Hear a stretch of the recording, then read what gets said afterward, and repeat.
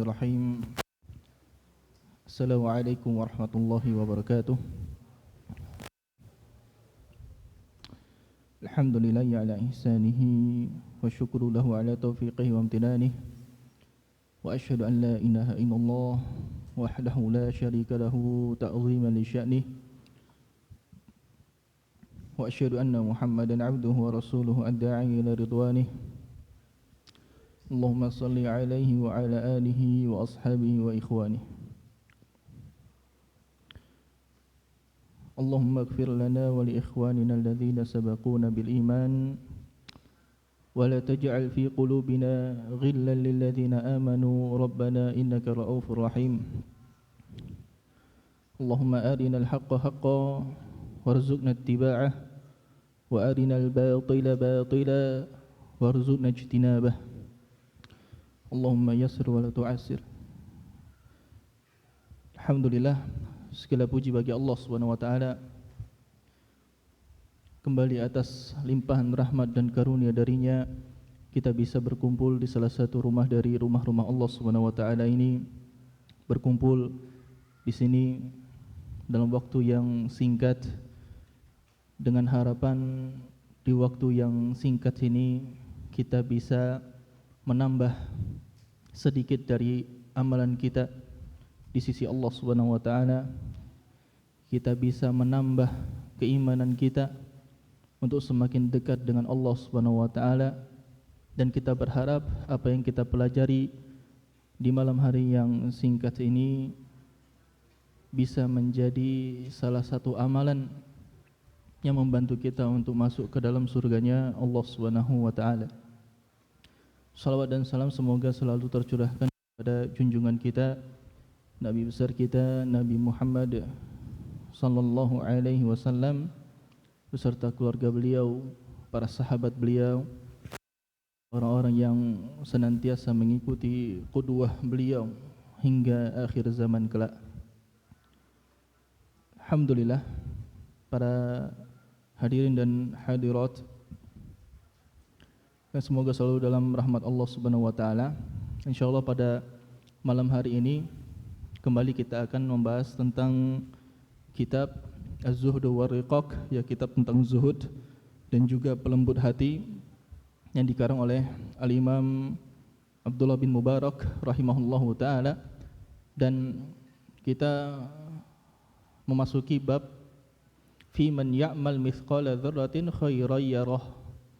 Orang yang melakukan kebaikan sebesar zarrah, kelak dia akan melihat balasannya.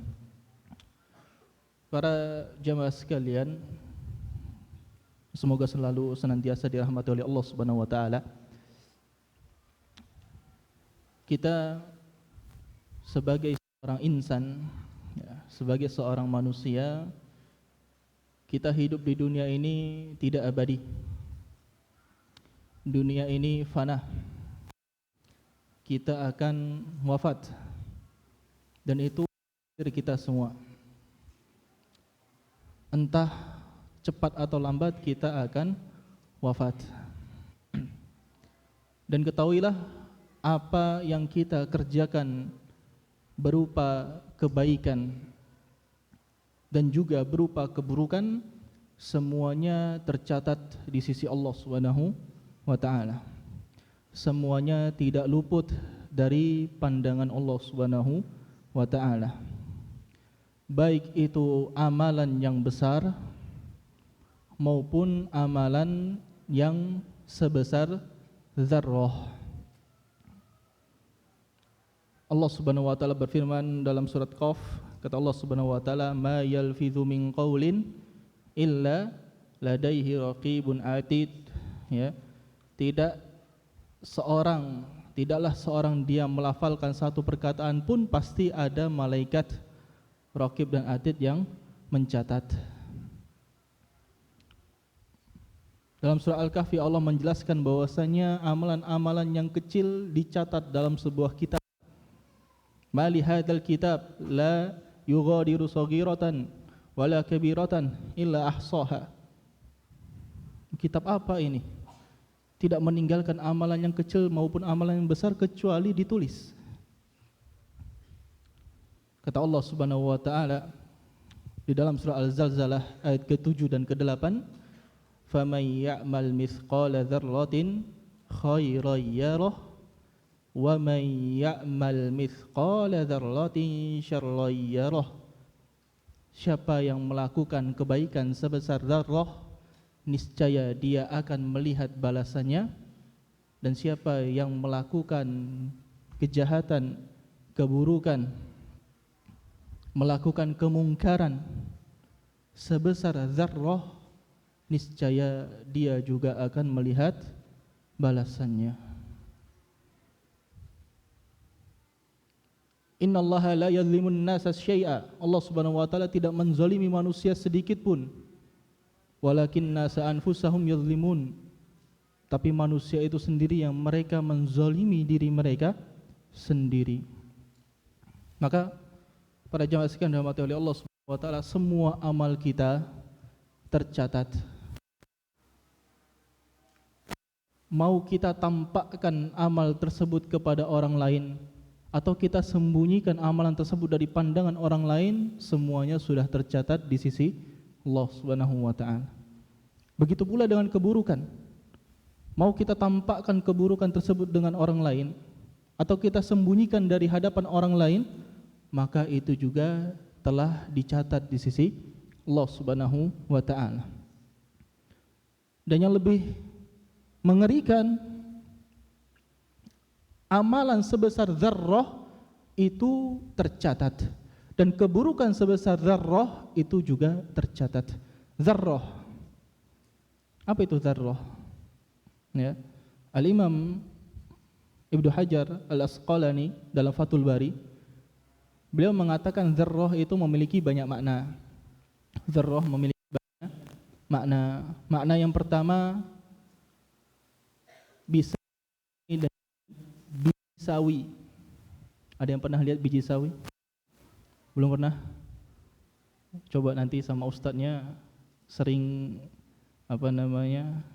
kalau buka proyektor ya di kelas, ustadz coba lihat biji sawi sebesar apa. Lihat, sebesar sangat kecil. Yang mana ketika biji sawi tersebut ditimbang di atas timbangan, hampir-hampir tidak ada angkanya, saking kecilnya. Kemudian beliau juga mengatakan rahimahullahu taala, zarrah diartikan dengan an-namlah saghirah, ya, semut yang kecil. Siapa yang pernah nimbang semut? Ada yang pernah nimbang semut? Ambil satu semut, taruh di timbangan. Ustaz, ada. Berapa timbangannya? Tidak ada. Tidak ada angkanya. Ya, Ustaz, itu pekerjaan yang sia-sia. Tidak sia-sia kalau dipakai untuk tadabbur. Ya. Tidak sia-sia. Oh, ternyata sebesar ini pun itu dicatat oleh Allah Subhanahu wa taala. Beliau kemudian mengatakan zarrah sebesar pasir. Raml, ya, sebesar pasir. Kalau antum ambil pasir, kemudian apa? Ada sisa pasir di tangan, ambil satu. Bukan segenggam ya. Kalau segenggam itu ada timbangannya. Bahkan dijual. Pasir ada yang jual. Tapi kalau ambil satu butir pasir, timbang, itu tidak ada angkanya. Beliau juga mengatakan zarrah bisa bermakna partikel. Kalau antum buka jendela pagi-pagi, ada cahaya masuk, terkadang di cahaya itu ada apa? Ada debu-debu yang terbang. Nah, itu ambil satu, itu zarrah. Pernah nimbang itu? Siapa yang nimbang? Tapi yakinlah itu tidak ada angkanya. Itu sebesar zarrah. Maka keburukan sebesar zarrah atau kebaikan sebesar zarrah itu ada timbangannya di sisi Allah Subhanahu wa taala. Itu ada balasannya di sisi Allah Subhanahu wa taala. Bagaimana kalau kebaikan yang kita lakukan sebesar batu? Bagaimana kalau kebaikan yang kita lakukan sebesar apa? Sebesar ini, Ustaz. Ada timbangannya? Ada. Ketika diletakkan di mizannya Allah Subhanahu wa taala, timbangan Allah Subhanahu wa taala, kebaikan sebesar zarrah ataupun keburukan sebesar zarrah itu mempengaruhi di mana seseorang nanti akan masuk. Apakah dia masuk ke dalam surga Allah Subhanahu wa taala ataukah dia masuk ke dalam neraka Allah Subhanahu wa taala. Kita berlindung kepada Allah Subhanahu wa taala dari neraka. Ya. Maka pesan kami kepada diri kami dan juga kita semua, jangan kita meremehkan kebaikan-kebaikan yang sederhana. Jangan kita meremehkan hal-hal yang baik walaupun itu dianggap sebelah mata. Ada sampah ya di tangga masjid misalnya, diambil, dibuang, niat untuk membersihkan rumah Allah Subhanahu wa taala. Oh ini hendak malah mengotori rumah Allah. Jangan disangka malaikat hendak catat, apalagi di rumah Allah. Duduk di tangga masjid misalnya, makan langsung buang di situ. Itu tangga, bukan tempat sampah. Ya. Contoh misalnya, semoga hendak ada ya. Atau misalnya dia melihat ada yang sekiranya mengganggu, dia singkirkan. Niatkan karena Allah Subhanahu wa taala. Ini mungkin amalan-amalan yang remeh. Tapi nanti di akhirat kita sangat bergantung dengan amalan yang kita kerjakan. Amalan tersebut penentu ya setelah rahmat Allah Subhanahu wa taala. Maka jangan remehkan. Begitu pula jangan remehkan keburukan yang kecil. Sekedar buang sampah sembarangan enggak masalah lah. Enggak ada tulisannya juga. Jangan buang sampah di sini, buang. Ya. Taruh sampah di laci, biasa. Akhirnya jadi apa? Jadi bau kelas. Gosok pena teman, misalnya. Enggak apa-apa. Ini pena juga 1.000, 2.000. Antum enggak tahu, mungkin itu pena terakhir dia. Dia tidak ada uang lagi untuk beli pena. Antum gosok, dia akhirnya tidak bisa belajar. Luar biasa kejahatan yang dilakukan. Tidak terbayang ya. Maka jangan meremehkan apa? Jangan meremehkan kebaikan sekecil apapun dan jangan meremehkan keburukan sekecil apapun, karena semuanya tercatat di sisi Allah Subhanahu wa taala. Berkata Al-Imam Abdullah bin Mubarak rahimahullahu taala dalam bab ini, ya, qala akhbarana Ma'mar, telah menceritakan kepadaku Ma'mar an Zaid bin Aslam, dari Zaid bin Aslam, anna rajulan qala, bahwasanya ada seorang lelaki berkata, ya Rasulullah, laisa ahadun ya'malu mithqala dzarratin khairan illa ra'ahu wala mithqala dzarratin syarran illa ra'ah. Ya Rasulullah, tidaklah ada seorang yang beramal sebesar zarrah, dia beramal sebesar zarrah berupa kebaikan, kecuali dia akan melihat hasil dari perbuatannya.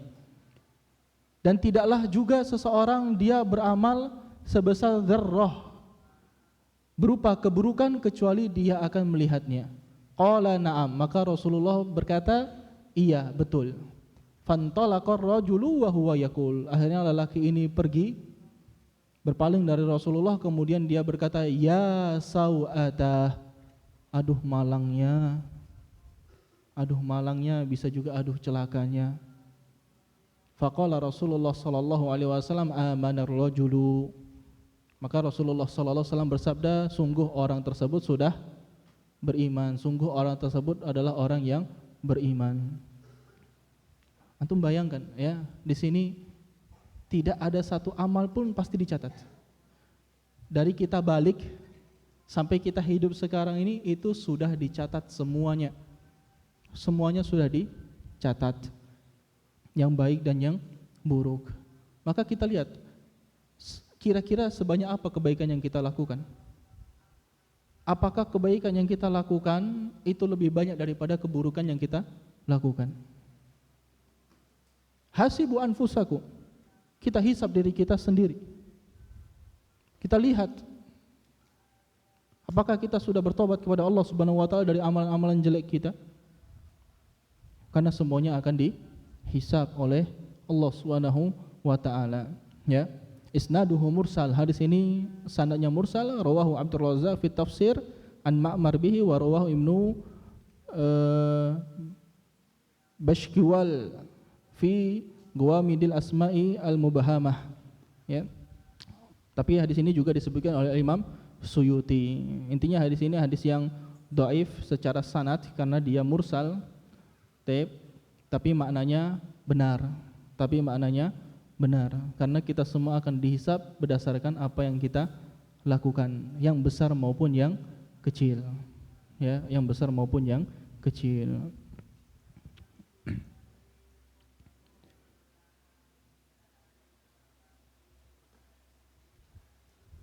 Kemudian Al-Imam Abdullah bin Mubarak rahimahullah ta'ala beliau mengatakan, qala akhbarana Ma'mar anil Hasan, telah menceritakan kepadaku Ma'mar dari Hasan, qala lamma nazalat, ketika turun firman Allah Subhanahu wa taala, famay ya'mal mithqala dzarratin khairan yarah wa may ya'mal mithqala dzarratin syarran yarah. Ketika turun firman Allah Subhanahu wa taala, surat Al-Zalzalah ayat ke-7 dan ke-8, ya, barang siapa yang melakukan kebaikan atau kebajikan sebesar zarrah, maka kelak dia akan melihat balasannya, dan barang siapa yang melakukan kejahatan sebesar zarrah, maka kelak dia akan melihat balasannya. Qala rajulun minal muslimin, ada seorang lelaki dari kalangan muslimin, dia berkata, hasbi in amiltu mithqala dzarratin min khairin aw syarrin ra'aituhu intahatil mau'izah.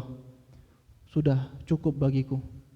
Maksudnya dia berhenti dari keburukan yang dia lakukan, cukup bagiku, sudah. Hasbi in amiltu mithqala dzarratin min khairin, kalau aku melakukan sebesar zarrah kebajikan, aku melihat balasannya, dan kalau aku melihat sebesar zarrah keburukan, aku juga akan melihat balasannya, sudah cukup. Intahatil mau'izah, sudah cukup, tidak perlu lagi nasihat, ini cukup nasihat yang paling agung. Sudah. Tidak perlu lagi nasihat-nasihat yang lain, cukup dengar ayat ini sudah berhenti dia dari melakukan kemaksiatan. Terus dia melakukan kebajikan. Maka kita juga demikian. Ayat ini kita semua hafal, ya. Ayat ini kita semua.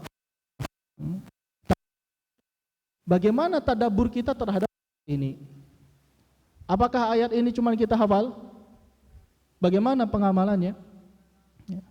Ini untuk anak pribadi dan kita semua. Maka kita memohon taufik kepada Allah Subhanahu wa taala agar kita takut untuk berbuat maksiat walaupun itu kemaksiatan yang kecil, dan kita memohon kepada Allah Subhanahu wa taala taufik agar kita dimudahkan untuk melakukan amalan walaupun amalan tersebut adalah amalan yang kecil, amalan yang remeh. Karena kita tidak tahu dari mana kita masuk ke dalam surga Allah Subhanahu wa taala. Kita juga tidak tahu dari mana kita terpeleset jatuh ke dalam neraka Allah Subhanahu wa taala. Bisa jadi satu amalan yang ternyata remeh tapi kita lakukan karena Allah Subhanahu wa taala, itu menjadi besar pahalanya di sisi Allah Subhanahu wa taala. Hal tersebut yang menyelamatkan kita dari neraka Allah Subhanahu wa taala. Bisa jadi juga amalan buruk yang kecil, yang remeh, yang kita tidak anggap sama sekali, ternyata amalan tersebut yang menyeret kita ke dalam neraka Allah Subhanahu wa taala. Maka ayu al-ikhwah, para jamaah sekalian rahmatullahi Allah Subhanahu wa taala, hendaknya kita berhati-hati, ya.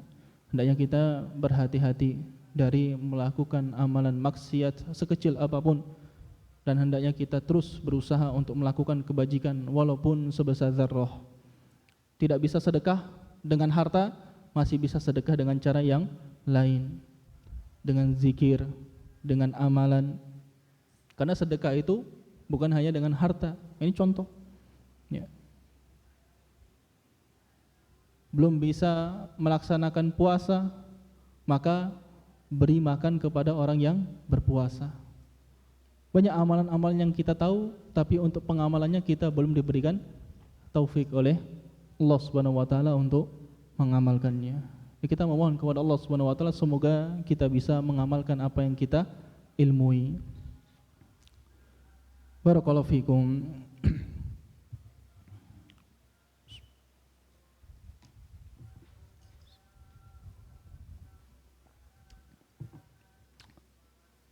Para jamaah sekalian dirahmati oleh Allah Subhanahu wa taala, jadi di dalam bab ini Al-Imam Ibnu Mubarak rahimahullahu taala beliau ingin mengingatkan kita hendaknya kita tidak meremehkan kebajikan sebesar zarrah dan juga hendaknya kita tidak meremehkan keburukan sebesar zarrah.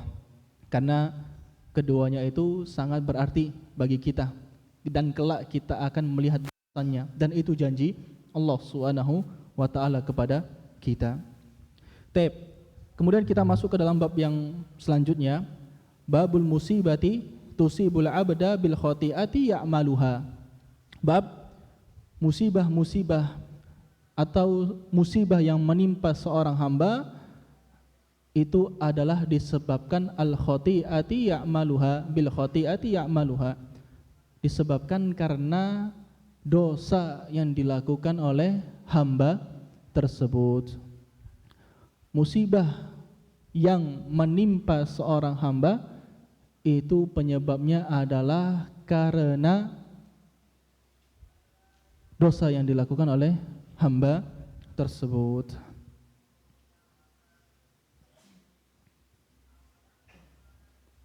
Tapi kalau kita merenung ya Pak ya, kita mendengar judul bab ini, kemudian kita merenung, hari ini musibah apa yang kita rasakan?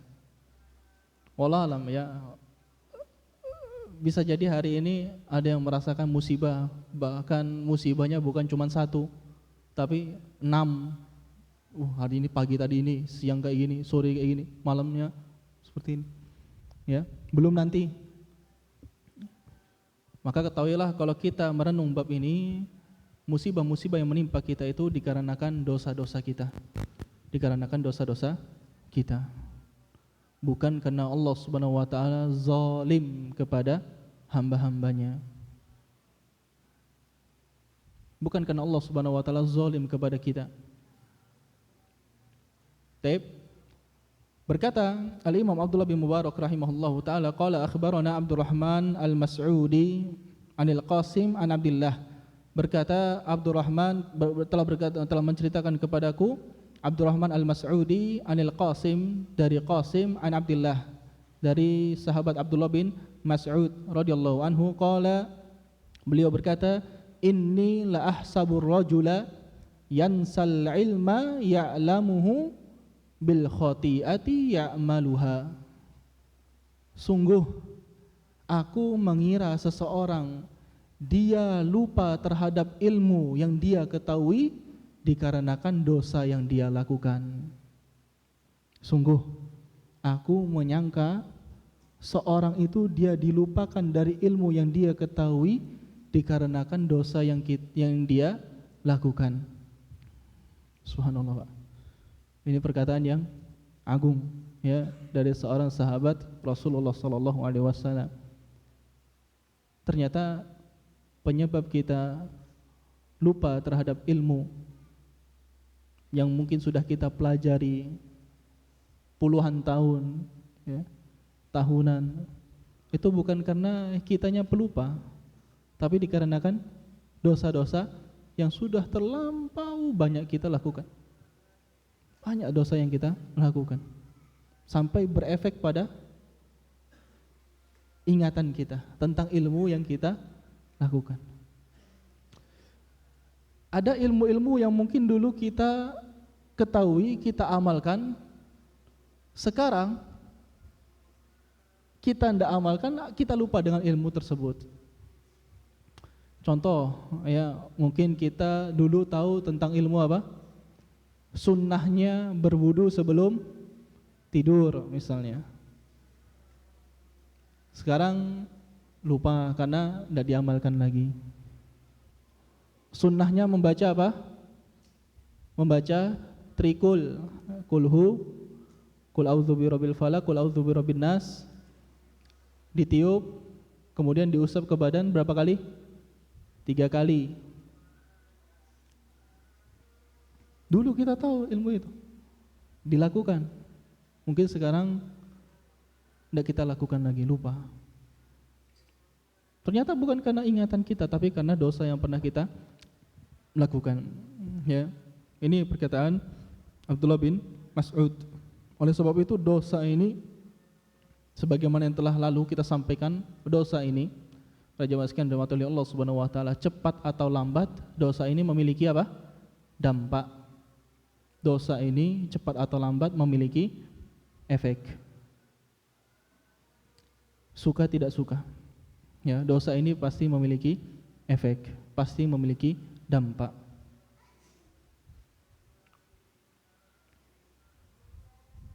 Maka ya, terus kita memohon kepada Allah Subhanahu wa taala untuk bisa menjaga diri dari maksiat dan dosa. Walaupun memang kita sebagai manusia pasti terjatuh ke dalam dosa, ya. Terus pasti terjatuh lagi ke dalam dosa, kembali lagi berbuat salah. Tapi tidak menutup kemungkinan untuk bertobat kepada Allah Subhanahu wa taala, kembali kepada Allah Subhanahu wa taala. Inabah, ya, at-taubah, al-luju' ila Allah Subhanahu wa taala. Terus al-istighfar, kita memohon ampunan kepada Allah Subhanahu wa taala. Semoga dengan banyaknya istighfar kita kepada Allah Subhanahu wa taala, Allah Subhanahu wa taala mengikis dosa-dosa kita. Dan ketika dosa-dosa kita dikikis, dihapuskan oleh Allah Subhanahu wa taala dengan banyaknya istighfar kita, maka apa? Maka musibah-musibah yang menimpa kita semakin sedikit. Ya. Kalau terkadang kita dapatkan seorang yang dia jarang terkena musibah, dia hidupnya nyaman, hidupnya tenang, jarang tertimpa musibah, maka bisa jadi itu disebabkan apa? Istighfar yang dia baca. Atau bisa jadi memang dosanya sedikit, banyak dia bertobat kepada Allah Subhanahu wa taala. Maka ini perkataan yang perlu kita renungkan bersama, ya. Jangan sampai apa? Jangan sampai dosa-dosa kita ini menutupi ilmu yang sudah kita miliki. Karena buah dari ilmu itu adalah amalan. Ya, buah dari ilmu itu amalan. Bagaimana kita bisa beramal kalau ilmu itu dilupakan? Sebabnya karena maksiat yang kita lakukan. Allahumma musta'an. Maka hendaknya kita merenungkan perkataan beliau radhiyallahu anhu, dan hendaknya kita kembali kepada Allah Subhanahu wa taala, kita memohon kepada Allah Subhanahu wa taala agar kita bisa mengamalkan ilmu yang kita miliki. Kemudian Al-Imam Abdullah bin Mubarak rahimahullah ta'ala beliau mengatakan, qala akhbarana Abdul Aziz ibnu Abi Rawad anid Dhahhak, telah menceritakan kepadaku Abdul Aziz ibn Abi Rawad dari Dhahhak. Siapa Dhahhak? Ada yang tahu? Ad-Dhahhak. Siapa Dhahhak? Ahli tafsir, ya, dari kalangan sahabat atau dari kalangan tabi'in? Dari kalangan tabi'in. Qala ma min ahadin yata'allamul Qur'ana thumma nasiyahu illa bi dzambin yuhdithuhu. Ma min ahadin, tidak ada seorang pun yata'allamul Qur'an, dia belajar Al-Qur'an, thumma nasiyahu, kemudian dia dilupakan tentang Al-Qur'an tersebut, atau dia lupa tentang Al-Qur'an tersebut, illa bi dzambin yuhdithuhu, kecuali karena dosa yang dia lakukan. Kecuali karena dosa yang dia lakukan.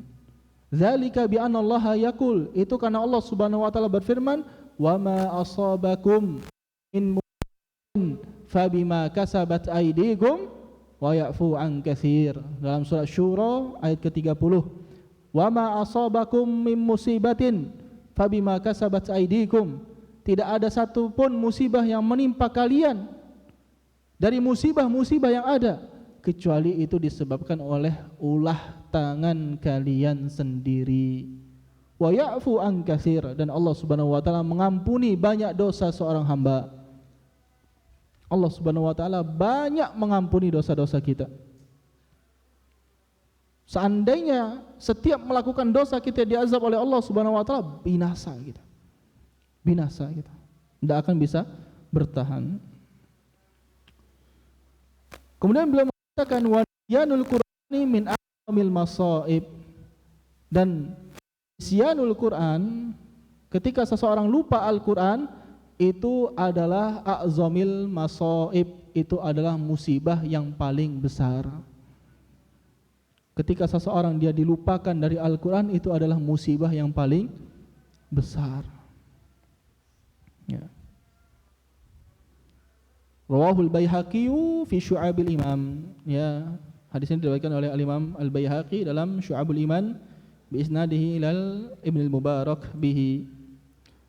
Dan hadis ini ya sanadnya hasan. Wal muradu bihi, dan maksud dari hadis ini adalah wal muradu bihi may yatruku kitaballahi ta'ala, wal muradu bihi may yatruku kitaballahi ta'ala. Maksud dari hadis ini melupakan Al-Qur'an, maksudnya bukan dia lupa ayat-ayatnya. Bukan ketika seseorang dia hafal 30 juz atau hafal 15 juz seperti itu, dia lupa ayat-ayatnya dikatakan ini dikarenakan hal tersebut. Yang dimaksud dalam hadis ini bukan demikian. Maksudnya melupakan Al-Quran, dia tinggalkan Al-Quran, dia meninggalkan Al-Quran. Dan ketika seseorang meninggalkan Al-Quran, maka ini musibah yang paling besar. Ini musibah yang paling besar. Kok bisa sampai dia meninggalkan Al-Quran? Disebabkan karena dosa-dosa yang dia lakukan. Kenapa maksudnya bukan lupa tentang ayat-ayatnya? Amma man kana yansa syai'an minhu wa kana da'iban fi tilawatihi harisun ala hifdhihi falaisa min dzalika. Adapun orang yang dia lupa terhadap sebagian ayat-ayatnya dan dia termasuk orang yang sering membaca Al-Qur'an dan dia termasuk orang yang berusaha untuk menjaga hafalannya, dia tidak termasuk dalam hal ini. Mimma yu'akkidu hadzal makna anna Rasulullah sallallahu alaihi wasallam kana yansa syai'a minal Qur'ani fayudzakkiru ba'du man hadarahu. Dan yang mendukung makna ini adalah dahulu Rasulullah sallallahu alaihi wasallam beliau pernah lupa ayat-ayat Al-Qur'an dan diingat beberapa sahabat. Ana sempat cari, Pak, apakah Rasulullah sallallahu alaihi wasallam lupa Al-Qur'an? Dan jawabannya ini juga dijawab oleh Syekh Utsman Khamis ya hafizahullah taala. Beliau mengatakan, "Na'am, beliau lupa, tapi bukan lupa yang kulliyan, bukan lupa seluruhnya. Karena kalau lupa seluruhnya, tidak masuk ke dalam makna maksum. Nabi SAW terjaga, ya. Tapi lupanya adalah lupa yang untuk taklim, untuk pengajaran. Disebutkan dalam Sahihain Bukhari dan Muslim, innama ana bashar, sesungguhnya aku adalah manusia biasa. Ya, ansau kama tansaun. Aku lupa, ansa kama tansaun. Aku lupa sebagaimana kalian lupa. Ini menunjukkan apa? Nabi SAW juga manusia biasa, bisa lupa. Siapa yang tidak pernah lupa? Siapa yang tidak pernah lupa? Allah Subhanahu wa ta'ala. Allah Subhanahu wa ta'ala tidak pernah lupa. La yadillu rabbi wa la yansa. Tuhanku tidak sesat dan juga tidak lupa. Hanya Allah Subhanahu wa ta'ala zat yang tidak pernah lupa. Ya. Nabi-nabi yang lain lupa. Nabi Adam fanasi. Ya. Allah Subhanahu wa ta'ala menyebutkan Nabi Adam lupa. Nabi Musa, ya, fanasiyahutahuma. Nabi Musa lupa. Alaihi salam. Jadi para anbiya, mereka orang-orang yang mulia, mereka adalah orang-orang yang dipilih oleh Allah Subhanahu wa taala, tapi mereka tidak mencapai derajat ketuhanan, tidak layak untuk disembah. Bisa lupa, bisa, tapi untuk taklim, untuk pengajaran. Adapun kalau lupa seluruhnya maka tidak, ya maka tidak. Hanya Allah Subhanahu wa taala zat yang tidak pernah lupa. Dan kalau kita pikir-pikir, Pak, lupa ini nikmat atau bukan? Pernah enggak kita bersyukur atas nikmat lupa, Pak? Ada yang pernah bersyukur? Ya Allah, terima kasih telah memberiku lupa. Lupa ini nikmat atau bukan? Bukan, Masya Allah. Antum bayangkan lupa itu gimana? Antum kecil pernah mendapatkan luka batin dari orang, tidak pernah lupa, sampai besar itu gimana? Akhirnya apa? Akhirnya hidup satu orang, belum dari orang lain, belum dari banyak orang. Wah, Pernah bersyukur, ya Allah alhamdulillah saya lupa. Bukan lupa ilmu ya. Kalau lupa itu ilmu itu zdam karena dosa. Nah, ini lupa tentang hal-hal yang menyakiti kita dari masa lalu yang tidak enak. Dilupakan sampai sekarang. Ya terkadang ada hal-hal yang seperti itu kita lupa bersyukur. Ya, ada hal-hal yang kita tidak terpikir. Masya Allah itu ternyata nikmat. Listrik jarang ya bersyukur. Bersyukurnya kalau kapan? Pas mati lampu. Pas mati lampu 2 hari, wah itu udah. Internet tidak bisa, tidak tahu gimana ya. Hancur dunia. Ketika ada listrik, lupa bersyukur. Itu manusia, Pak. Ya kita manusia. Ya. Kita lupa bersyukur kepada Allah Subhanahu wa taala. Maka di sini tadi ya Ad-Dhahhak, Al-Imam Dhahhak rahimahullahu taala beliau mengingatkan bahwasanya ketika seseorang dia meninggalkan Al-Qur'an itu disebabkan karena dosa yang dia kerjakan. Maka musibah apa lagi yang lebih besar yang menimpa seseorang dari meninggalkan Al-Qur'an? Walyazubillah. Kita tahu bahwasanya Al-Qur'an itu undang-undang Allah Subhanahu wa taala. Aturan kehidupan seseorang supaya hidupnya terarah. Kalau dia tinggalkan Al-Qur'an, bagaimana bisa hidupnya terarah? Bagaimana bisa dia tahu Allah Subhanahu wa taala melarang ini, Allah Subhanahu wa taala memerintahkan? Maka ya kepada Allah Subhanahu wa taala supaya kita menjadi orang-orang yang dekat Al-Qur'an dan bukan menjadi orang-orang yang dijauhkan dari Al-Qur'an. Beruntunglah kita yang punya hafalan. Ya, beruntunglah kita yang punya hafalan. Gunakan hafalan tersebut untuk apa? Untuk perbanyak ibadah, tilawah, salat.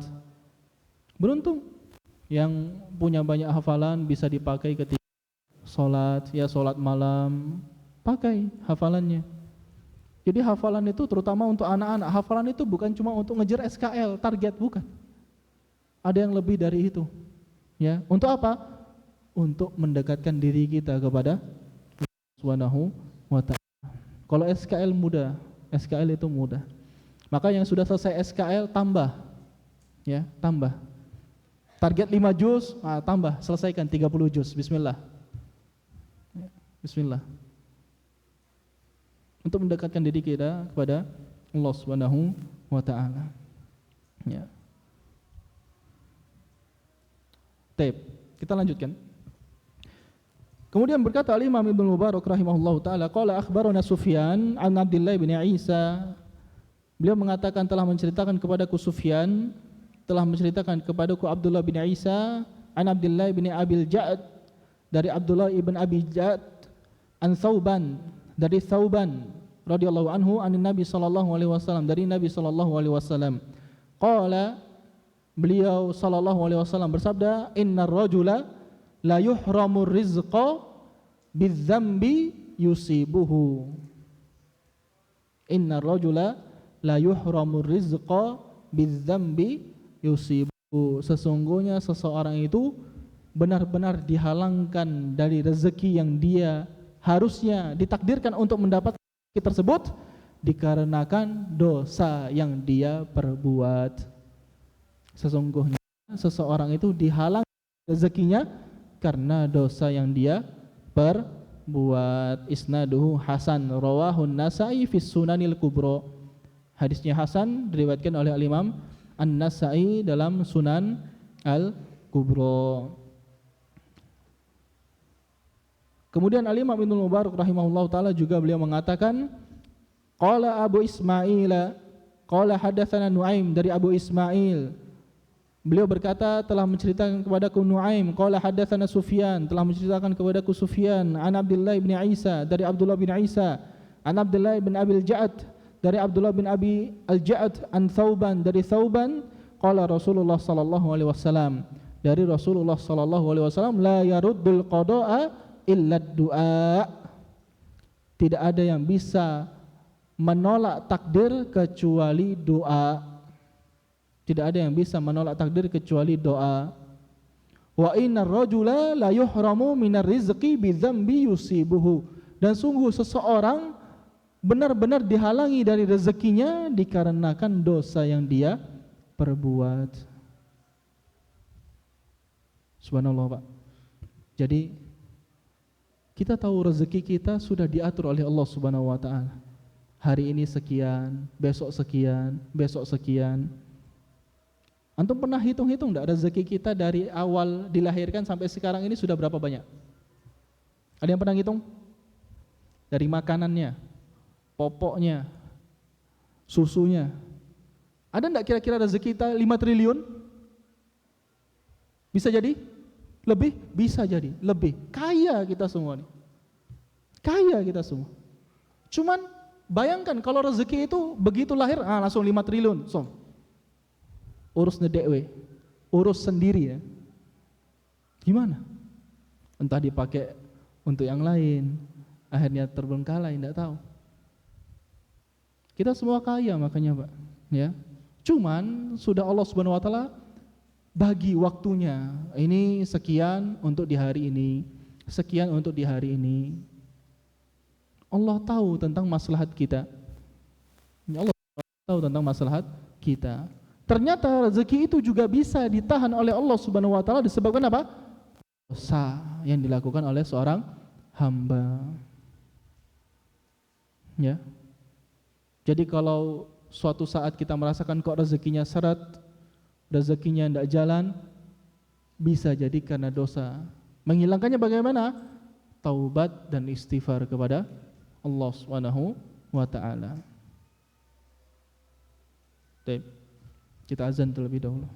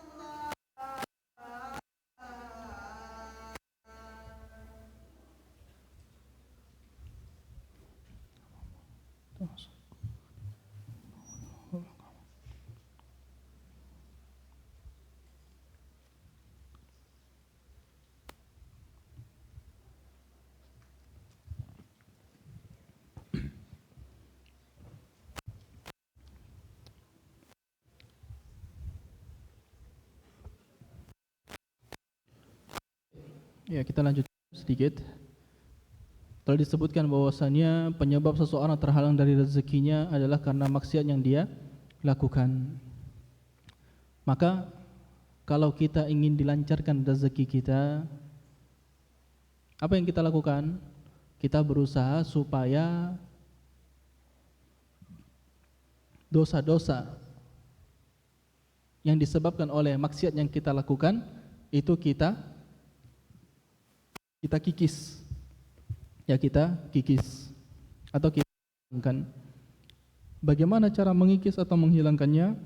Perbanyak taubat, ya, kemudian perbanyak istighfar, perbanyak amalan soleh. Maka insyaallah dengan memperbanyak amalan soleh, seseorang akan dimudahkan rezekinya oleh Allah Subhanahu wa taala. Dengan memperbanyak istighfar, seseorang akan dimudahkan rezekinya oleh Allah Subhanahu wa taala. Ya. Dan ini dialami oleh beberapa orang yang kami kenal. Setelah disarankan untuk banyak beristighfar, cerita, ya, insyaallah setelah istighfar Ustaz, ada aja rezeki seperti itu. Ya. Boleh enggak kita melakukan amalan akhirat untuk mendapatkan dunia? Nah, ini kan jadi pertanyaan, Ustaz, itu kan istighfar kan amalan akhirat, tapi kita juga mendapatkan dunia. Apa dunianya? Dimudahkan rezeki. Boleh enggak seperti itu? Jawabannya dilihat. Kalau agama memang menganjurkan, maka tidak masalah. Ya, maka tidak masalah. Diniatkan demikian. Kita beristighfar supaya dimudahkan rezeki, dan itu disebutkan juga dalam Al-Qur'an bagaimana Nabi Nuh alaihissalam mengajak kaumnya untuk beristighfar kepada Allah Subhanahu wa taala. Wa anistaghfiru rabbakum, dalam surat Nuh, ya, ketika Nabi Nuh alaihissalam mengajak kaumnya, maka Allah Subhanahu wa taala yursilis sama alaikum midrara. Allah Subhanahu wa taala akan mengguyur untuk kalian hujan, ya, dan yang lain-lain, dibukakan rezeki untuk kalian, kata Nabi Nuh alaihissalam kepada kaumnya. Maka ketika kita melakukannya dan kita mendapatkan dunia dari amalan akhirat, dan itu dianjurkan dalam agama kita, maka tidak masalah. Ya. Contohnya lagi seperti sabda Rasulullah sallallahu alaihi wasallam, siapa yang suka ayutila ayuwassa'a fi rizqihi wa yutala fi umrihi, siapa yang suka untuk diluaskan rezekinya dan dipanjangkan umurnya, apa kata Nabi? Falyasil rahimah, maka hendaknya dia sambung silaturahim. Ya. Jadi kalau ingin umur panjang dan dan rezekinya diluaskan, sambung tali silaturahim. Nah, seperti itu. Maka tidak masalah seseorang dia melakukan hal yang demikian. Ya, jadi intinya sejatinya ketika kita, misalnya ada seseorang pedagang, dia berdagang dari pagi sampai sore, qaddarallah, ternyata dagangannya belum ada yang beli. Ya. Dagangannya belum ada yang beli. Biasanya rame. Maka apa yang perlu dihadirkan dalam diri seorang tersebut? Yang perlu dia hadirkan adalah ini takdir dari Allah Subhanahu wa taala. Bisa jadi hari ini sepi karena dosa yang diperbuat. Jangan sampai dia menghadirkan dalam hatinya, ya Allah, engkau kok tidak adil, engkau kok tega sama hamba, ya Allah, hamba berbuat apa? Seakan-akan tidak pernah buat salah, ya, seakan-akan suci dari dosa. Maka ini tidak boleh. Ya, yang seperti ini tidak boleh. Sudah tidak dapat materi di dunia, dia juga mendapatkan dosa di akhirat. Ya, tidak terima dengan takdir Allah Subhanahu wa taala. Maka yang demikian tidak boleh, hendaknya hadirkan dalam dirinya ini disebabkan maksiat yang diperbuat. Ini yang dikatakan oleh Rasulullah sallallahu alaihi wasallam. Kemudian Al-Imam Ibnu Mubarak rahimahullahu taala beliau mengatakan, qala akhbarana Sufyan an rajulin. Telah menceritakan kepadaku Sufyan, telah menceritakan kepadaku, kata Sufyan, ya, beliau berkata telah menceritakan kepadaku rajulin, seseorang. Kemudian seorang ini mengatakan lagi telah menceritakan kepadaku seorang. Nah, ini Hadis seperti ini hadisnya dhaif, ya. Kenapa? Karena dia tidak dijelaskan. Ada mubham di situ. Kata Al-Imam Baikuni, wal mubhamun ma fihi rawin lam yusam. Ya, hadis mubham itu adalah hadis yang di mana di dalamnya ada rawi yang tidak disebutkan. Siapa? Ini tidak tahu rajul ini siapa.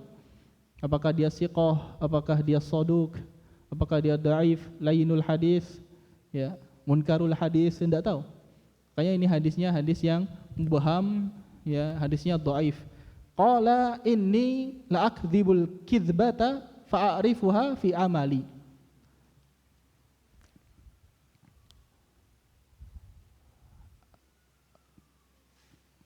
Al-Imam Ibnu Mubarak rahimahullah ta'ala, beliau membawakan perkataan ini dari seorang yang belum tahu siapa orang ini, ya. Beliau mengatakan, inni la akdzibu al-kidzbah, sungguh aku berdusta satu kali, fa'arifuha fi amali, dan aku mengetahui dampaknya pada amalanku. Ya, aku mengetahui dampak dari dusta satu kali tadi pada amalanku.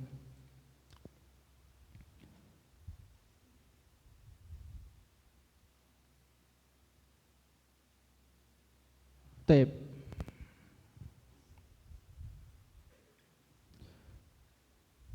Rawahu Ibnu Hibban fi kitab Rawdatul Uqala. Hadis ini diriwayatkan oleh Imam Ibnu Hibban dalam kitab Rawdatul Uqala bi isnadihi ila Abdullah ibn Mubarak bihi, dengan sanadnya sampai kepada Al-Imam Abdullah bin Mubarak rahimahullahu taala.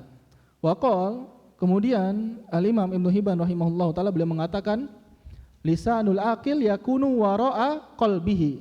Lisan orang yang berakal itu terletak di belakang hatinya. Lisan orang yang berakal itu terletak di belakang hatinya.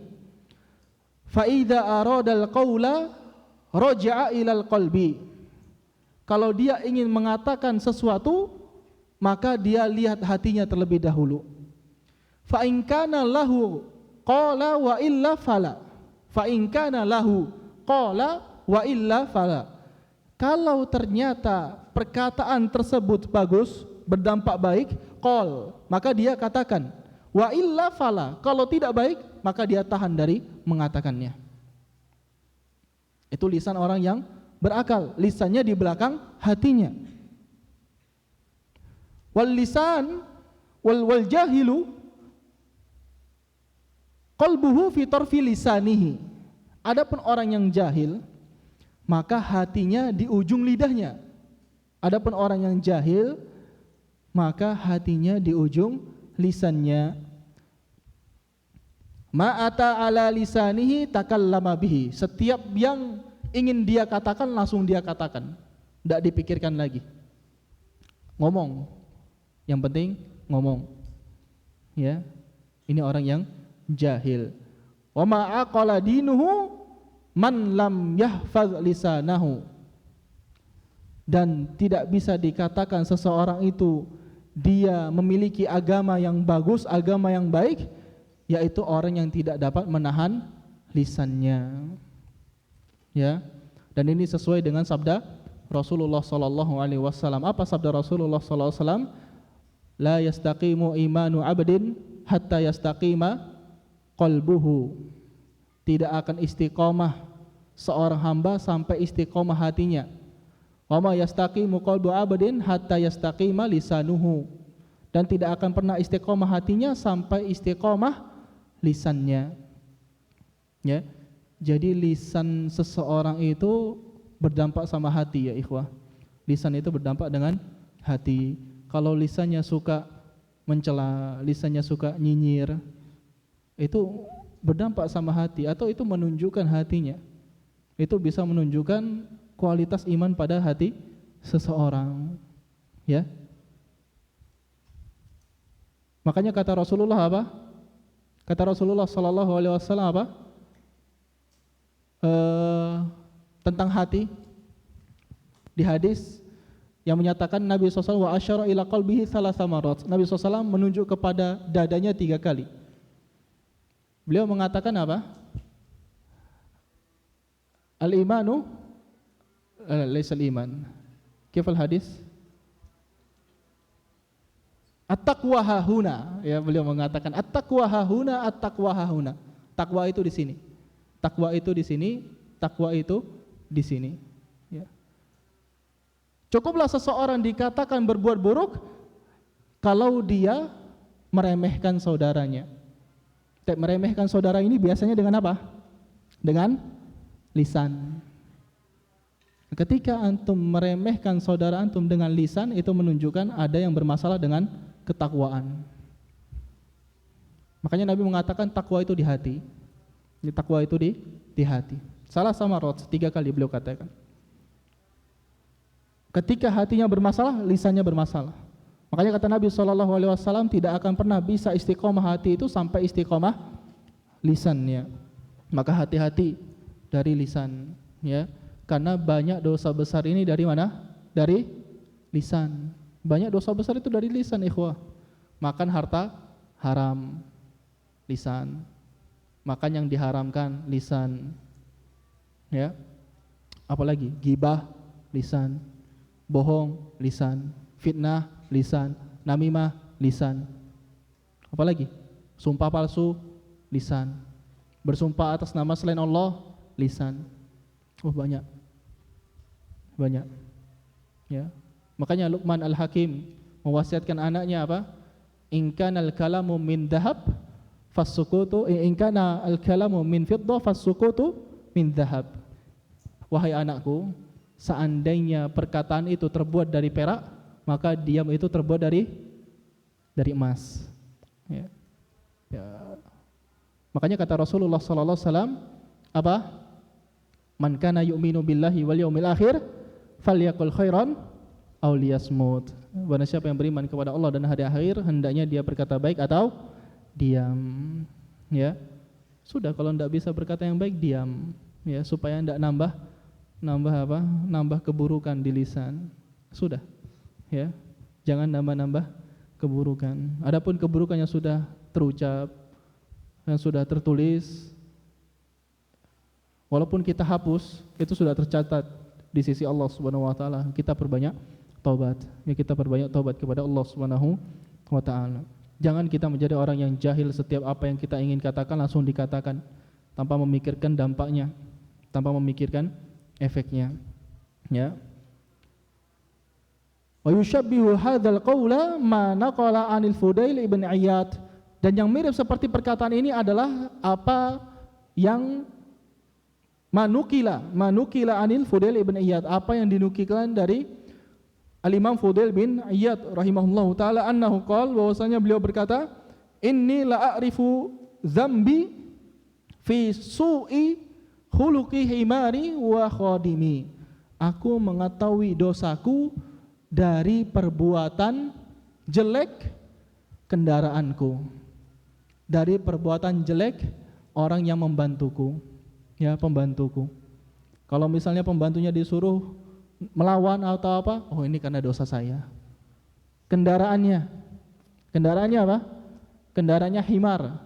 Kendaraannya ternyata disuruh untuk kerja, tidak mau. Ini karena dosa. Kalau kita bukan kendaraan seperti zaman dulu ya Pak ya. Kendaraan kita apa? Ya motor, mobil. Nah, kalau sering macet-macetan itu kan apa? Oh ini karena olinya kurang, bukan karena oli kurang, karena dosa, ya, karena dosa. Mungkin sebulan apa? Sebulan perbaikan motornya 6 kali, oh itu karena dosa bisa jadi, ya itu karena dosa. Dalam riwayat yang lain dikatakan, aku mengetahui dosaku dari perbuatan ahli, ya, dari perbuatan tingkah laku istriku, dan juga adanya tikus di rumahku. Itu para salaf. Mereka tahu dosa, oh ini karena dosa. Ada tikus, itu karena dosa. Bukan karena rumahnya kotor, rumahnya kumuh, bukan, itu karena dosa. Ya. Atau karena keluarganya, istrinya, ya, diminta sesuatu, tidak nurut sekali, 2 kali, 3 kali, itu karena dosa yang dilakukan. Ya. Wala syakka anna hadza yadullu ala husni muraqabatillahi wa luzumi ta'atihi wal ishtighalu bihi azza wajal. Dan hal ini, ya, kenapa dia bisa tahu dengan dosa yang dia lakukan itu karena begitu bagusnya muraqabatullah yang dia punya. Bagaimana ulama-ulama kita terdahulu muraqabatullahnya itu sangat hebat, sangat luar biasa, sampai tahu, oh ini karena dosa saya yang waktu itu, ini karena dosa saya yang waktu itu. Beda dengan kita. Ya, kita tidak tahu, sudah berapa kali Anda sering sampaikan ini, kita tidak tahu musibah yang terjadi di diri kita ini karena dosa yang mana. Saking banyaknya dosa yang kita lakukan. Ya, waliyazubillah.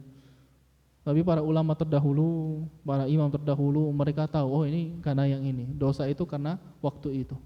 Ya. Tab.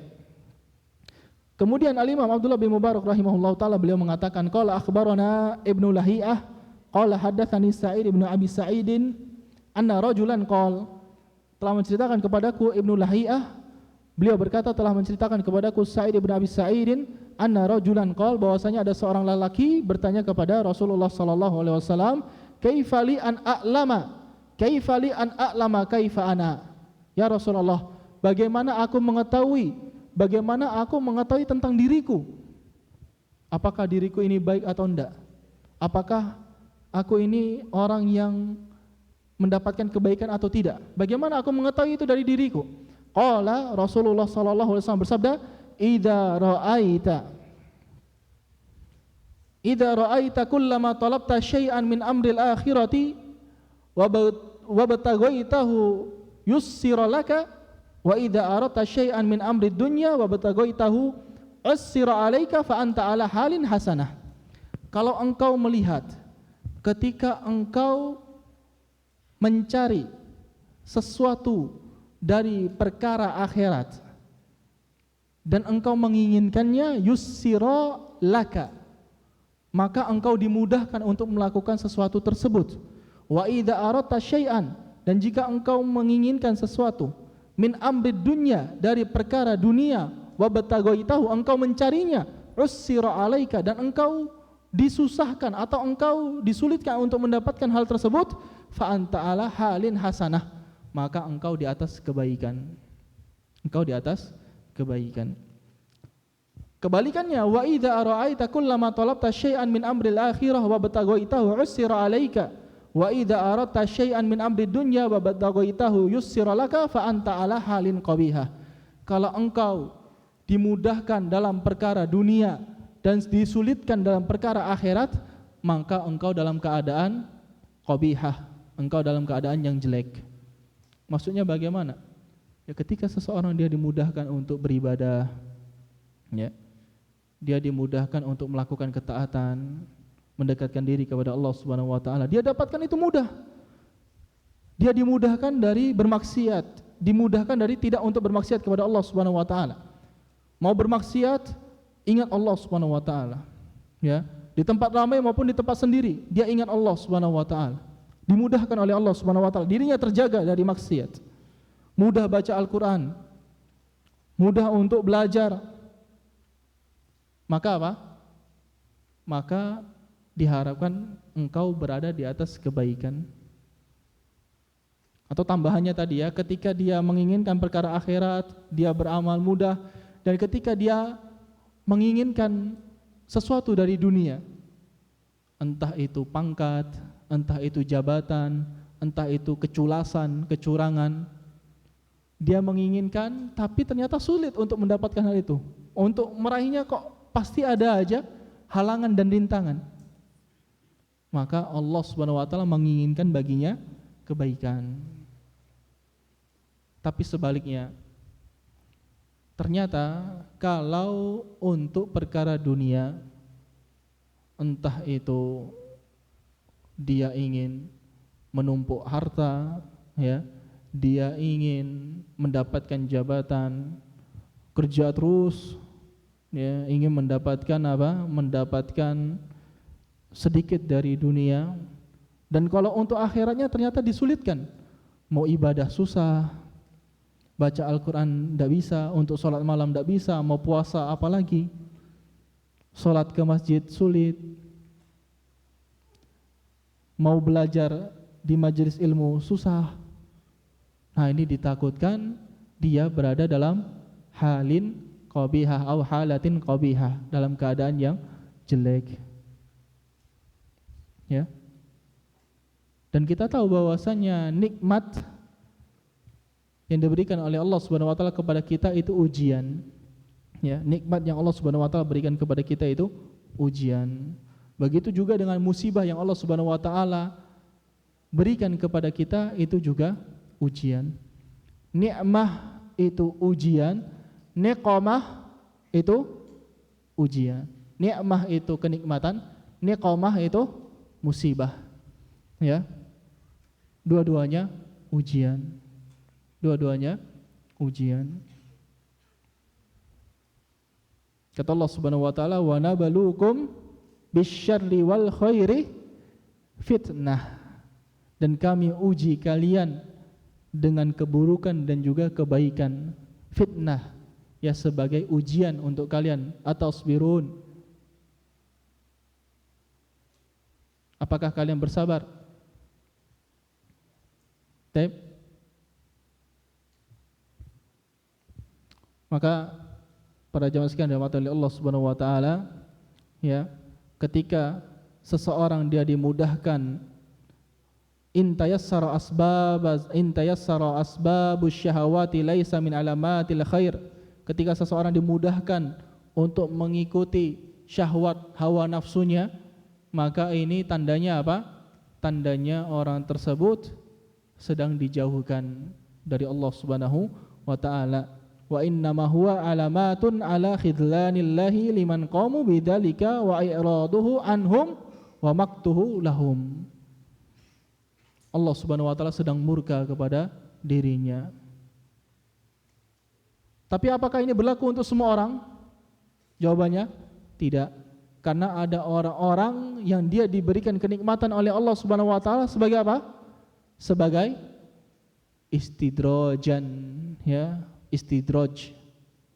Semakin dikasih supaya semakin jauh dari Allah Subhanahu wa taala. Maka kita lihat apa yang kita punya, kenikmatan yang kita punya sekarang, Pak. Ya, kenikmatan yang kita punya sekarang, apakah itu menambah kedekatan kita kepada Allah Subhanahu wa taala? Ataukah kenikmatan yang kita punya justru menambah kita semakin jauh kepada Allah Subhanahu wa taala? Kita diberikan nikmat oleh Allah Subhanahu wa taala apa? Nikmat HP contohnya. Apakah HP ini menambah kita dekat kepada Allah Subhanahu wa taala atau justru menambah kita jauh dari Allah Subhanahu wa taala? Enggak usah jauh-jauh yang lain. Ya, HP contohnya. Atau ya mungkin pekerjaan. Ya. Dulu sebelum bekerja bisa sholat 5 waktu di masjid tepat, ya, pada waktunya berjamaah. Setelah bekerja, qadarullah, tidak pernah lagi sholat di masjid. Sholatnya di ya sendiri-sendiri seperti itu. Masih sholat masih, tapi ini kan ada sesuatu yang menutupi dirinya, ya, seperti itu. Apakah mendapatkan pekerjaan itu nikmat? Nah, ini perlu ditinjau ulang. Apakah yang didapatkan itu menjauhkan dirinya dari Allah Subhanahu wa taala atau justru mendekatkan dirinya kepada Allah Subhanahu wa taala? Maka segala kenikmatan yang membuat seseorang jauh dari Allah Subhanahu wa taala itu adalah musibah. Segala kenikmatan yang membuat seseorang jauh dari Allah Subhanahu wa taala itu adalah musibah. Musibah hakikatnya adalah musibah. Ya. Dan kita banyak diberikan kenikmatan oleh Allah Subhanahu wa taala. Maka hendaknya kita perhatikan, apakah kita termasuk orang-orang yang mendapatkan kenikmatan justru jauh dari Allah Subhanahu wa taala atau kita bisa memanfaatkan kenikmatan tersebut untuk mendekatkan diri kepada Allah Subhanahu wa taala. Maka para jamaah sekalian, ini yang bisa kami sampaikan pada kesempatan kali ini. Ya, mudah-mudahan bermanfaat. Apabila ada kesalahan kami mohon maaf, kepada Allah kami mohon ampun.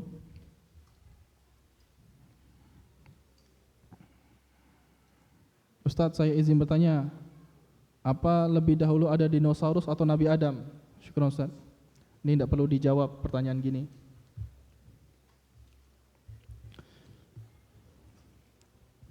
Ustaz, izin bertanya, apa benar arti dari ananiyah? adalah egois, ya, anani.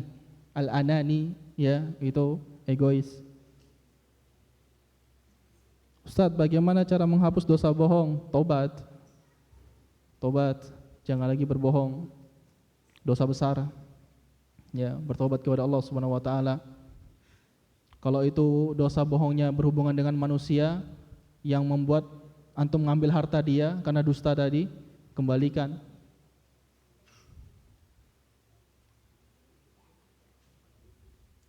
Ustadz, mulai kapan amalan seseorang dicatat oleh Allah Subhanahu wa taala? Mulai balik. Ketika balik, catatan amalan kebaikan dan keburukan mulai dicatat. Ya, mulai dicatat.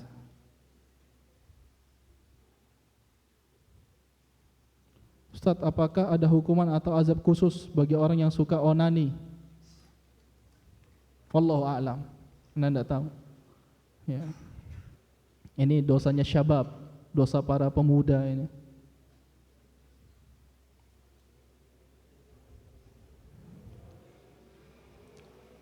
Onani dosa besar atau dosa kecil?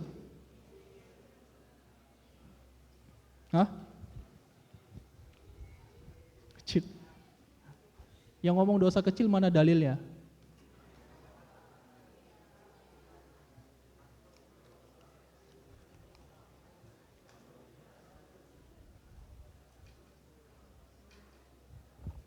Ya. Allah bilang dalam Al-Quran, termasuk orang-orang yang melampaui batas.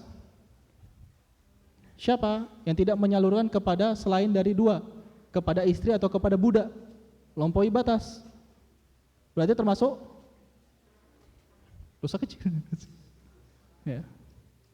Ala kullin, ya, kita sudah bahas pada pelajaran sebelumnya. Jangan lihat dosa tersebut besar atau kecil, tapi lihat siapa yang kita maksiati, Allah Subhanahu wa taala. Dan dosa kecil, kalau misalnya dia beranggapan dosa kecil sering dilakukan dosa besar.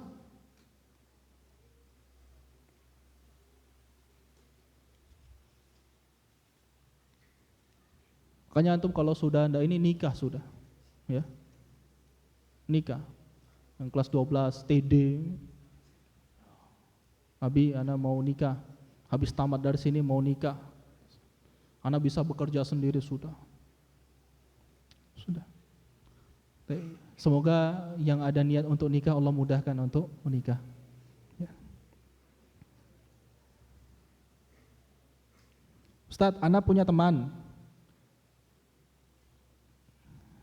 Jika anak punya makanan, ia ingin minta. Tapi saat tadi dikasih, ia merajuk, katanya oke kau, apa yang harus dilakukan? Kasih tahu ke santrian. Kalau anak SW kasih tahu ke santrian, siapa? Ustadz Aji. Kalau SA kasih tahu anak, siapa orangnya? Kenapa kayak gitu? Ya. Tidak boleh minta-minta.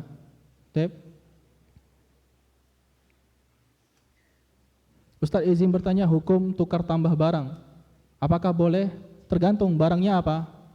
Kalau barangnya bukan barang ribawi, tidak masalah. Ya, tapi kalau barang ribawi tukar tambahnya harus ada syarat.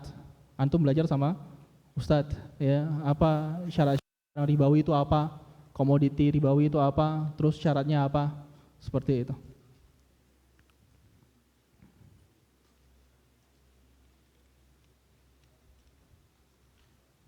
Alhamdulillah.